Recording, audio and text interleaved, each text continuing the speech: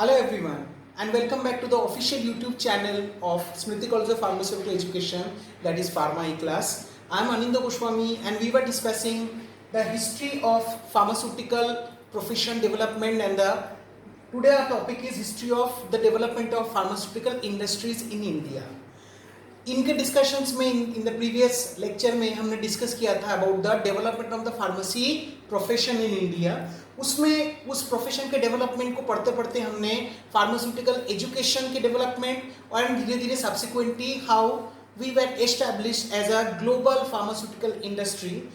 Indian pharmaceutical industry is currently it is a part of the global industry with a huge turnover.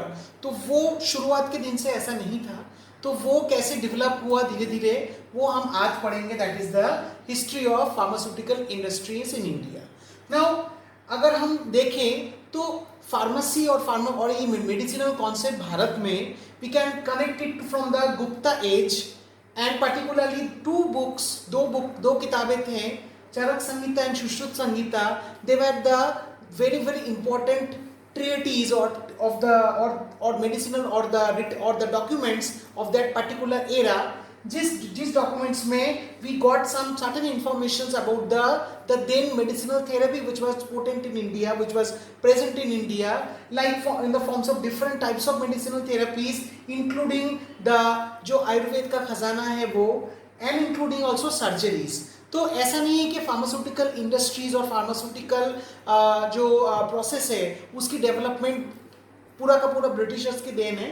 Yes, Britishers की then जरूर है the allopathic system of medicine, because before the British rule we were only using the drugs which were available from the crude forms, that is like from mineral origin, maybe from plant origin, sometimes also from animal origin.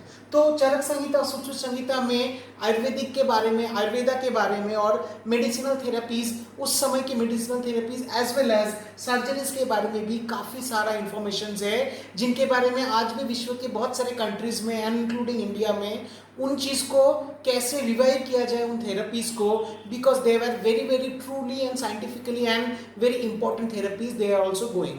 लेकिन with the development of the different in Bharat में जो अलग अलग rulers आए, मुस्लिम rule हुआ पहले, मुस्लिम rule के दौरान इंडियन सिस्टम्स ऑफ मेडिसिन काफ़ी बैक ड्रॉप में चला गया. Then the Siddha Unani systems of medicine और the Muslim systems of medicine they were predominant then. धीरे धीरे जब मुस्लिम रूल खत्म होने के बाद ब्रिटिशर्स के रूल आए, उस समय the Britishers were patron of the allopathic system of medicine. तो उनके साथ साथ भारत में एलोपैथिक सिस्टम ऑफ मेडिसिन भी आए, but Indians were dependent on the indigenous medicine before the British rule. Indigenous systems are the crude systems और the traditional systems of medicine which was written in our then official treaties or official documents.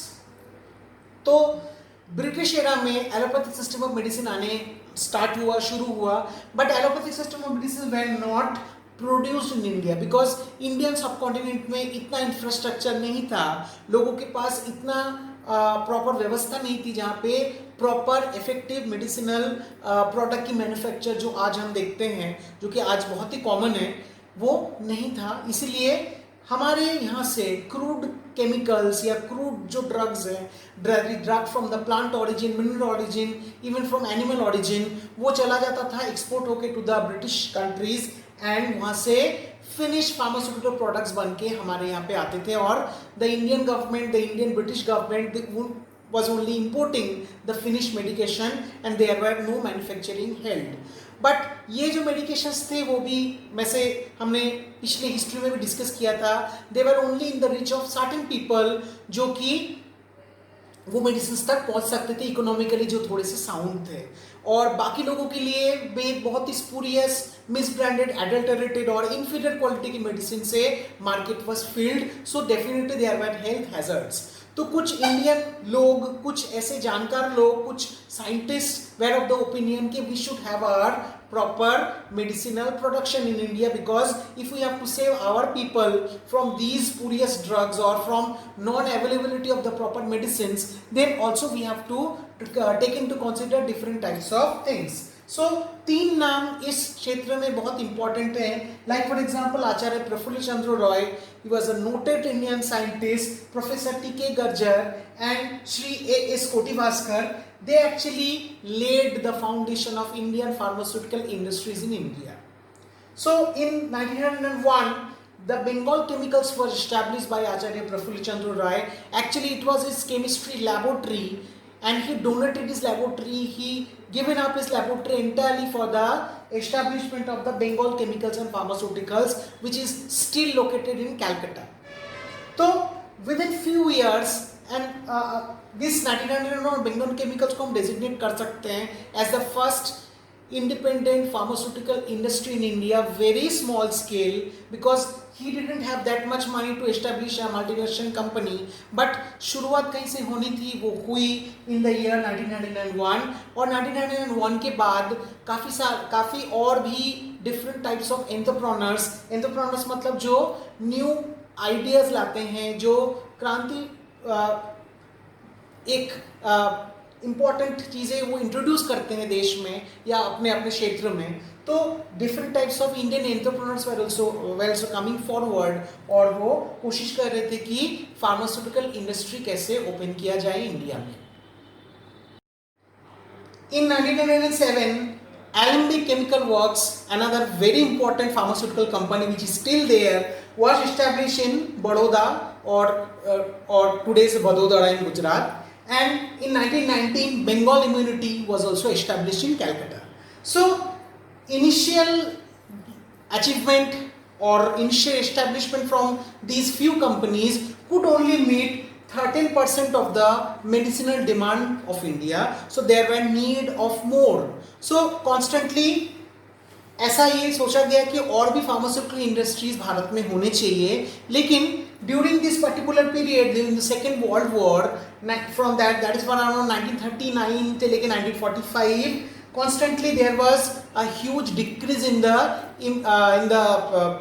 amount of the imported medicine, because British rule के दौरान भी, क्योंकि world war हुआ, second world war, उस समय foreign countries से ये आना, मेडिसिन आना काफ़ी कम हो गए.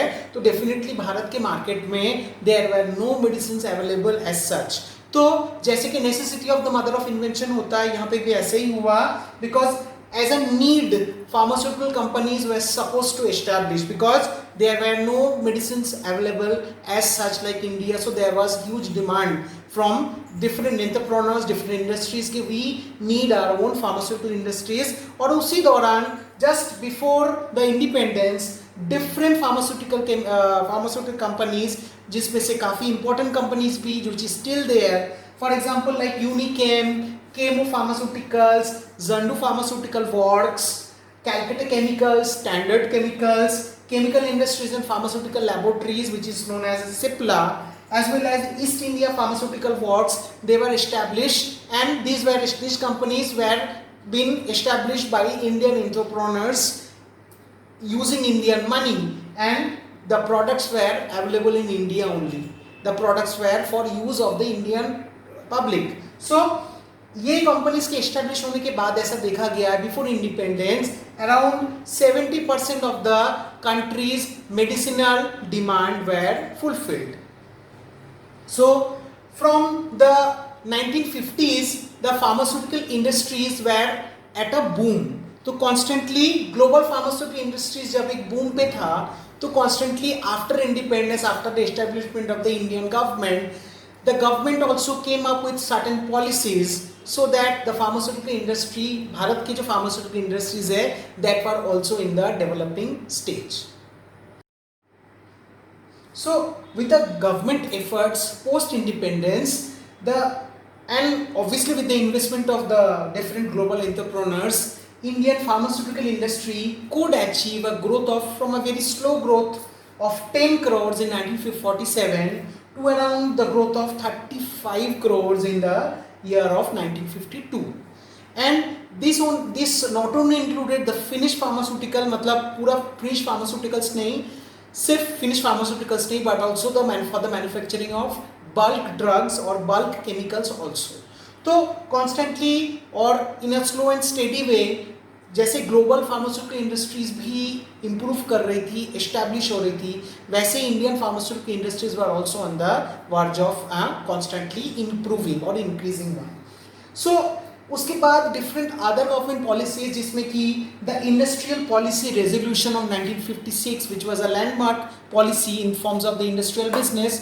And in that particular thing industries जो भारत में है इंडियन सेक्टर में, उनको कैटेगराइज किया गया as in schedule A, B and C. और शेड्यूल बी में जो कि कॉन्स्टेंटली जो मतलब आपके जो इंडस्ट्रीज जिसमें पब्लिक सेक्टर और जो पब्लिक सेक्टर उनका एक बहुत अहम कंट्रीब्यूशन होगा, तो शेड्यूल बी में फार्मास्यूटिकल इंडस्ट्रीज को रखा गया था. और ये रेजोल्यूशंस आने के बाद और प्राइवेट इंडस्ट्रीज आने मार्केट में शुरू हो गए, एस्टैब्लिश होने शुरू हो गए. Constantly around 1976 we could achieve a proper growth of around quite a good amount, because then the bulk drug pharmaceuticals or the as well as the finished product pharmaceuticals were also coming into play. और धीरे धीरे ऐसे ही भारत में pharmaceutical industries में value और amount और जो volume वो कंस्टेंटली इम्प्रूव होता रहा. 1986 के आसपास और बहुत सारे रिलैक्सेशंस हुए, जिसमें कि बिजनेस को और प्रॉपर तरीके से बिजनेस कैसे इजीली किया जाए, कैसे फार्मास्यूटिकल सेक्टर में और ज़्यादा इन्वेस्ट किया जाए. तो businessman were getting attracted and there were constantly new people were coming, private industries, private sector was also into boom, और मेडिसिन कॉन्स्टेंटली आ रहे थे और मेडिसिन कॉन्स्टेंटली भारत में बन रहे थे. By 2010, 70% of the country's demand for bulk drugs, for formulation, finished product, as well as other forms of medicines were completely fulfilled by only the Indian pharmaceutical industries. This I'm not talking about the imported medication, where I'm only talking about the medicines which is manufactured and used in India by the Indian medicinal companies.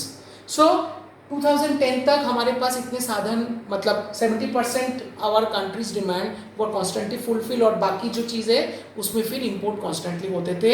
And constantly this is a very very important and a growing sector and a flourishing one. And ये predict किया गया है by a survey company that is very reputed one, Price Waterhouse coopers.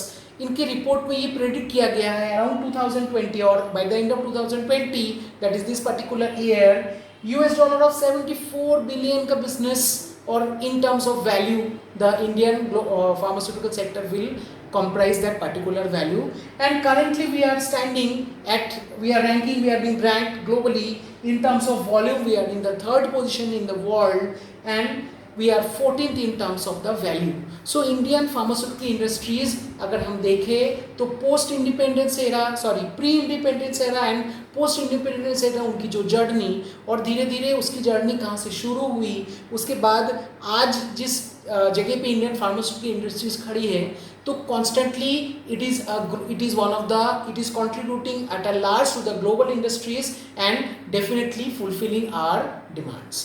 Thank you very much.